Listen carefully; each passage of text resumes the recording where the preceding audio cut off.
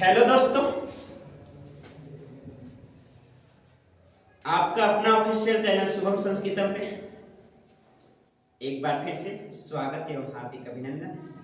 एक नए वीडियो के साथ आज एक बार फिर से मैं आपके सामने उपस्थित हूँ। और बहुत सारे बच्चे का डिमांड था कि सर कारक पढ़ाइए, तो कारक आज मैं लेकर आया हूँ। कारक से बिल्कुल एक छोटा सा वीडियो में कारक के बारे में हम थोड़ा बहुत जानेंगे। तो चलिए हम लोग प्रारंभ करते हैं। आज का जो टॉपिक है वो कारक है। आपसे पूछा जाएगा कि कारक कैसे बना है, तो कारक जो है वो क्री धातु और अक प्रत्यय से बना है। और कारक का अर्थ होता है करने वाला। कारक का अर्थ होता है मेरे भाई करने वाला। आपको मैं बता दूं, सबसे पहले हम लोग कारक का परिभाषा के बारे में बात करेंगे। लिखा है संज्ञा या सर्वनाम के जिस रूप से वाक्य के अन्य शब्दों के साथ उसका संबंध सूचित हो उसे कारक कहते हैं। तो आपको कारक समझने से पहले संज्ञा समझ में आना चाहिए और सर्वनाम समझ में आना चाहिए। संज्ञा के बारे में क्या आप बचपन से पढ़ के आए हो, किस व्यक्ति वस्तु स्थान के भाव के नाम को संज्ञा कहते हैं। वो परिभाषा चलने वाला नहीं था, वो जूनियर स्टैंडर्ड की बात थी। जब हम लोग छोटे थे वो पढ़ाया जाता था, सिखाया जाता था, लेकिन अब हम लोग सीनियर स्टैंडर्ड में पहुंच चुके हैं। वो परिभाषा काम नहीं करने वाला मेरे बब्बू। मैं आपको बता दूं कि कारक का परिभाषा स्टैंडर्ड लेवल का, उससे पहले संज्ञा के बारे में जानो। इस पूरे ब्रह्मांड में जितना भी नाम है वो सारे के सारे संज्ञा। इस धरती पे, इस विश्व में चाहे कुछ भी हो, चाहे वो नाम कुछ भी हो, जितना भी नाम है सबका सब संज्ञा है। आपको बिलीव नहीं है तो मैं अभी बताता हूं। जैसे मान लो कि आप घर से निकले, तो घर एक नाम, घर क्या है? घर से निकले रोड पे, रोड क्या है? नाउन है। रोड पे आप पढ़ने के लिए आ रहे हो तो विद्यालय क्या है? संज्ञा। आप अपने पास हैंडबैग, कैरी बैग, कॉपी, किताब, पेन, ये सब क्या है? संज्ञा। घर से आकर क्लासरूम में बैठे, क्लासरूम क्या है? संज्ञा। क्लासरूम में आकर बेंच पे आपने बैठा, बेंच क्या है? संज्ञा है। आपने कॉपी पलटा, पेन निकाला, संज्ञा। बोर्ड पे, बोर्ड संज्ञा। मार्कर, फैन, लाइट, सब संज्ञा। मतलब कुल मिलाकर मैं कह सकता हूं इस दुनिया में चाहे कोई भी नाम हो, पटना हो, गया हो, नवादा, नालंदा, जहानाबाद, औरंगाबाद, अररिया, खगड़िया, गोपालगंज, किशनगंज, कटिहार, छोटू, कुंदन, मोटू, कुछ भी ले लो बेटा, सबका सब संज्ञा है। Noun is a naming word. इस दुनिया में जितना भी नाम हो वो सारा का सारा क्या है? संज्ञा। संज्ञा के बारे में आपको मैं ऐसा बताऊंगा, एक सीक्रेट का एग्जांपल देकर आपको मैं बताऊंगा ना, लाइफ में कभी नहीं भूलूंगा। मान लीजिए आप किसी दुकान पे जाते हैं, कोई लड़का दुकान पे गया और बोलेगा सिगरेट दीजिए, तो उस दुकानदार उससे पूछेगा कौन सा सिगरेट? ऐसे में बता रहा हूं एग्जांपल, चल मत जाना मांगने के लिए, ठीक है? अभी छोटे हो और ये बिल्कुल smoking is injurious to health, understand? धूम्रपान सेहत के लिए हानिकारक है, समझ रहे हो ना? तो सिगरेट अगर आप मांगोगे तो बोलेगा कि कौन सा सिगरेट? तो सिगरेट में बहुत सारे क्वालिटी होता है, बहुत सारे वर्जन है। जैसे मैं आपको बताऊं, गोल्ड फ्लैग है, कैप्टन है, टोटल है, एडवांस है, चांस है। आप बोलोगे सर आपको कैसे पता, पीते हो क्या? नहीं, आज तक मैं 22 साल की उम्र में मैं किसी नशा को मैंने हाथ नहीं लगाया, और मैं बता रहा हूं आपको वो सही चीज है भी नहीं। तो सिगरेट में आप कोई भी सिगरेट ले लो भाई साहब, सिगरेट अगर बोला जाए तो सिगरेट आपका हो गया, सिगरेट क्या हो? सिगरेट हो गया आपका कौन सा नाम? कॉमन नाम, क्योंकि उसमें बहुत सारा सिगरेट। अगर हम बोले एक लड़का बाहर जा, कोई नहीं जाएगा। हम बोले किसी प्रॉपर लड़का का नाम, किसी खास लड़का का नाम अगर हम बोले कि रोहित नाम का लड़का, वो बाहर जाएगा, वो किसी से नहीं पूछेगा, वो डायरेक्ट बाहर जाएगा, ठीक है? ये तो फ्रॉम हियर, वहां से वो चला जाएगा। तो उसके बाद में बता रहा हूं आपको कि सिगरेट तो हो गया आपका क्या? कॉमन नाम, कौन सा नाम? लेकिन अगर बोले गोल्ड फ्लैग, अगर आप दुकान पे जाओगे बोले गोल्ड फ्लैग दीजिए, तो आपसे नहीं पूछेगा कि आप क्या लोगे, डायरेक्ट गोल्ड फ्लैग देगा। तो gold flag is the proper नाम, समझ में आया? प्रॉपर नाम जिसको व्यक्तिवाचक संज्ञा कहते हैं, और कॉमन नाउन को जातिवाचक संज्ञा कहते हैं। लेकिन बाबू रे, जब सिगरेट का पैकेट खरीदोगे ना तो उसमें बहुत सारे सिगरेट होंगे, एक से ज्यादा सिगरेट होगा, और सारे सिगरेट का quality, quantity, taste, size, colour सब सेम रहेगा। एक पैकेट में मान लो 10 सिगरेट होगा, पता नहीं कितना होता है, मुझे नहीं पता। तो जितना भी पैकेट में होगा सिगरेट, वो सारे का shape, size, colour, quality, quantity, आकृति, आकार, बनावट, संरचना एक ही जैसा होगा। ऐसा थोड़ी एक पैकेट में 10 सिगरेट होगा तो 5 खट्टा, 2 मीठा, 3 तीता ऐसा लगेगा, सब तो एक ही जैसा लगेगा। नहीं मेरे बाबू, तो इसलिए उस सिगरेट के पैकेट में बहुत सारे सिगरेट का कलेक्शन होगा, और जहां कलेक्शन की बात होती है उसको कलेक्टिव नाउन कहते हैं। एक ही तरह के व्यक्तियों वस्तुओं का समूह को कलेक्शन हो, तो कलेक्शन का मतलब समूह होता है, इकट्ठा करना, जमा करना, ठीक है ना, उसको बोलते हैं कलेक्शन। तो कलेक्शन का कलेक्टिव नाउन, तो कलेक्टिव नाउन आपने समझ लिया। लेकिन बाबू जब एक सिगरेट निकाल कर उसको फाड़ के देखोगे ना तो उसमें बहुत सारे मटेरियल भरा होता है, तंबाकू, खैनी, चिलम, ये सब कुछ कुछ भरा होता है सिगरेट में। तो सिगरेट को जब आप फाड़ोगे तो उसमें मटेरियल भरा होता है, तो आप मटेरियल नाउन, आप जानते हो मटेरियल नाउन कहते किसको है? किसी मटेरियल के पदार्थ को मटेरियल नाउन कहते हैं जिसे मापा या तौला तो जा सकता है लेकिन गिना नहीं जा सकता है। We can only measurement, counting is not possible, that is called material noun। कहा जाता है जिसे मापा या तौला जा सकता है किंतु काउंटिंग पॉसिबल नहीं है, उसको मटेरियल नाउन कहते हैं। लेकिन बापू सबसे मजा वाली बात है कि सिगरेट पीने के बाद जो फीलिंग आती है वो एब्स्ट्रैक्ट नाउन। सिगरेट जो पियोगे अंदर से कैसा आपको अंदाज लगेगा उसको देख नहीं सकते, पकड़ नहीं सकते, छू नहीं सकते, एहसास कर सकते, महसूस कर सकते कि बड़ा प्यार लगा, अच्छा लगा, पता नहीं जो पीता उसको पूछना। सिगरेट पीने के बाद अगर आपको कोई मार रहा है, चोट लगे, कितना दर्द होगा वो सिर्फ महसूस कर सकते हो, दर्द को पकड़ नहीं सकते, छू नहीं सकते, टच नहीं कर सकते, और जिसे देखा या छुआ ना जा सके, सिर्फ महसूस किया जा सके, उसे द्रव्यवाचक संज्ञा कहते हैं। तो सिगरेट के पैकेट में मैंने आपको नाम समझा दिया। अरे बोलो चल, अब सर्वनाम क्या होता है? सर्वनाम को इंग्लिश में, सर्वनाम में बाबू रे सुनो, सर्वनाम को इंग्लिश में प्रोनाउन कहते हैं। प्रोनाउन, प्रोनाउन नाउन के बदले जो आता है उसको प्रोनाउन कहते हैं। कहने का अर्थ ये हुआ डियर कि जैसे मैं एग्जांपल दूं आपको, राम एक अच्छा लड़का, राम तेज है, राम ईमानदार है, राम समय पर स्कूल आता है, राम कक्षा में हमेशा प्रथम आता है, राम के पिताजी किसान है, राम का छोटा भाई डॉक्टर। बार बार राम बोलने से अच्छा है राम एक अच्छा लड़का, वह तेज है, उसके पिताजी किसान है, उसके छोटे भाई डॉक्टर है, वह समय पर स्कूल आता है। तो राम के स्थान पे जो वह उसके उनके आया वही सर्वनाम हुआ। मतलब वाक्य को अच्छा लगने के लिए जो संज्ञा के बदले में प्रयुक्त होता है उसे सर्वनाम कहा जाता है। सर्वनाम 6 प्रकार का होता है, आगे हम लोग बात करेंगे। आपको पता होना चाहिए निश्चयवाचक सर्वनाम, अनिश्चयवाचक सर्वनाम, पुरुषवाचक सर्वनाम, संबंधवाचक सर्वनाम, प्रश्नवाचक सर्वनाम, ठीक है, निजवाचक सर्वनाम। सर्वनाम 6 प्रकार का होता है, बाकी हम लोग बाद में बात करेंगे। तो संज्ञा सर्वनाम के जिस रूप से वाक्य के अन्य शब्दों के साथ उसका संबंध सूचित हो उसको कारक कहा जाता है। एक किताब वाला परिभाषा है, मैं एक परिभाषा खुद से बनाया हूं, इसको आप पढ़िए। लिखा है जिसका प्रत्यक्ष संबंध, प्रत्यक्ष का मतलब एकदम बिल्कुल आमने सामने, प्रत्यक्ष बोलते हैं ना कभी कभी, प्रत्यक्ष में प्रमाण की कोई जरूरत नहीं है, जो चीज सामने है बेटा उसमें प्रमाण क्यों चाहिए बोलो। तो कहा गया है प्रत्यक्ष जिसका सीधा संबंध क्रिया के साथ हो, जिसका डायरेक्ट रिलेशन, डायरेक्ट अटैचमेंट क्रिया के साथ हो, उसको हम लोग कहते हैं सर्वनाम। जैसे राम ने रावण को मारा, तो मारा कहीं ना कहीं मारना हुआ, मारा कैसे है मारना, और जिसके लास्ट में ना है वो क्रिया, तो इसके साथ डायरेक्ट एक कारक चिन्ह अटैच है कि नहीं? अरे ने और वो अटैच है, तो राम ने रावण को मारा। देखो आप एक लाइन का परिभाषा याद रखना कि जिसका सीधा संबंध क्रिया के साथ उसको हम लोग कहेंगे कारक। कारक का मतलब होता है करने वाला। क्या होता है? करने वाला। अभी मैं आपको बताता हूं इसके बारे में।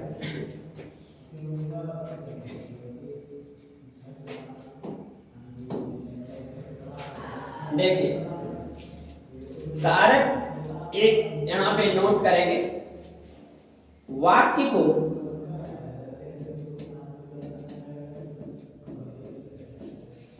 सुचारू, सुचारू का मतलब होता है सही ढंग से, वाक्य को सुचारू रूप से चलाने के लिए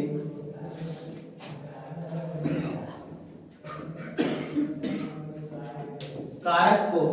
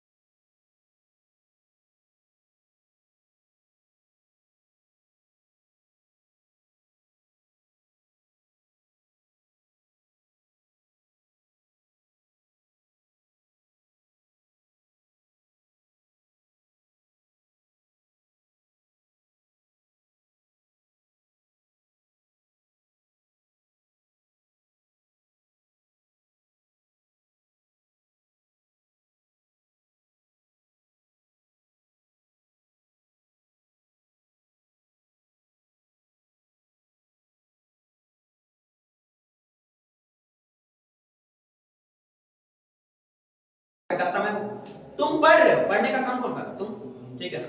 तो ये हो गया कर्ता।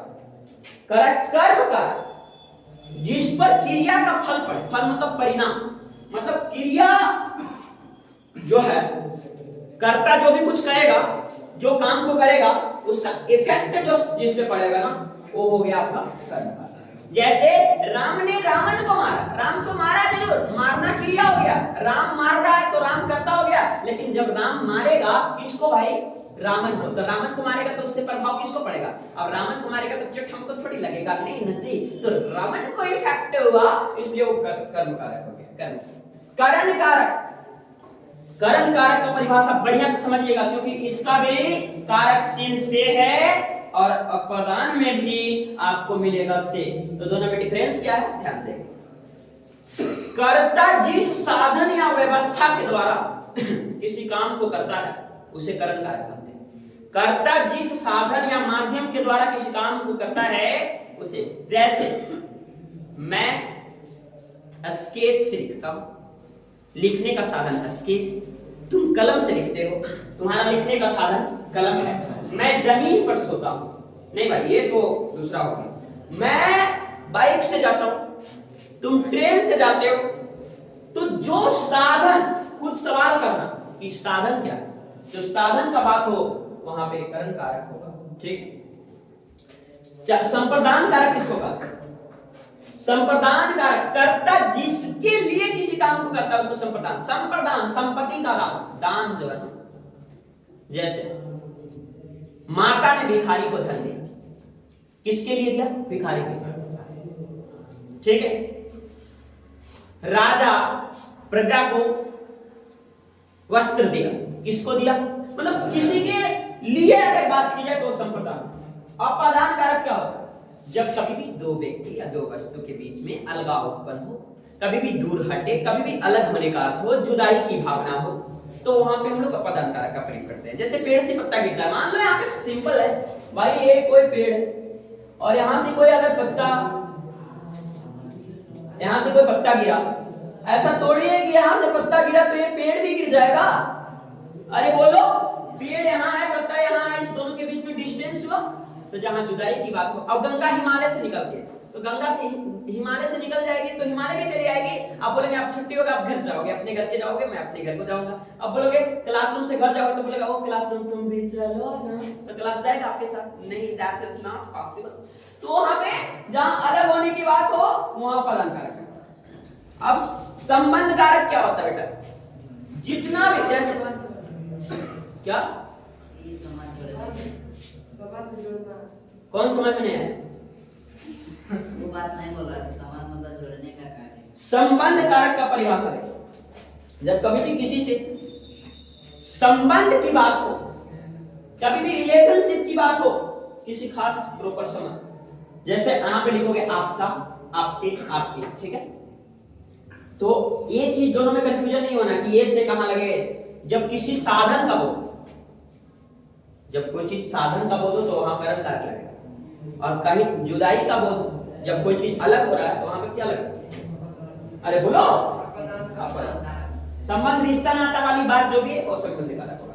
अधिकरण कारक किसको कहते हैं? क्रिया के आधार को अधिकरण कारक, क्रिया के आधार को क्या कहते हैं? अधिकरण कारक। जैसे क्रिया का एकदम बेस वही होगा, जैसे मैं जमीन पर सोता हूं, मैं कहां सोने का आधार क्या? कौवा डाल पर बैठा है, the crow is sitting on the branch. कौवा डाल पर बैठा है तो बैठने का कौवा का आधार क्या है? अरे बोलो, बोलते नहीं हो यार, मजा नहीं आ रहा। डाल है, मछली तालाब में तैरती है, मछली का तैरने का आधार क्या है? तालाब। तो जहां आधार व्यक्त हो, जो क्रिया के आधार की बात की जाए, वो हमेशा without any paper and without any pen you can talk with right answer, that is called अधिकरण कारक। ये होगा संबोधन, संबंध जो बताएगा, ये तो देखते ही बना दोगे, हे हो हजी, अरे ये चारों शब्द मिल जाएगा, सीधे संबंध। जैसे इसका एग्जांपल देते हैं, हे भगवान, ये तूने क्या किया? हे अल्लाह, ओ रब्बा, ठीक है। या फिर ऐसे, हे राम, हे माता, कृष्ण ने आम के फलों को डंडों से मारकर, हे माता, इसमें सभी आ जाएगा। देखो, हे माता, कृष्ण ने सुदामा के लिए आम के फलों को डंडों से मारकर भूमि पर गिराया, ठीक है, सभी आ गया होगा। हे माता, कृष्ण ने आम के फलों को डंडों से मारकर भूमि पर गिराया। ठीक है, समझ में आया? अरे बोलते क्यों नहीं? तो ये था कारक का। बाकी इसमें क्या होता है इसको हम लोग अगले वीडियो में बात करेंगे। तो अगर यहाँ तक आपको समझ में आया तो आप वीडियो को अवश्य लाइक करें, सब्सक्राइब करना ना भूलें और बेल आइकन को अवश्य दबाएं ताकि अगला वीडियो का जो नोटिफिकेशन है आपको मिलता रहे। और जैसे ही आप कम से कम, हम लोग इतना मन से पढ़ा रहे हैं तो एक लाइक तो बनता है भाई। लाइक करोगे तो एक नई ऊर्जा के साथ नई वीडियो के सामने मैं फिर से उपस्थित होऊंगा। तब तक के लिए बहुत बहुत धन्यवाद, शुभकामनाएं।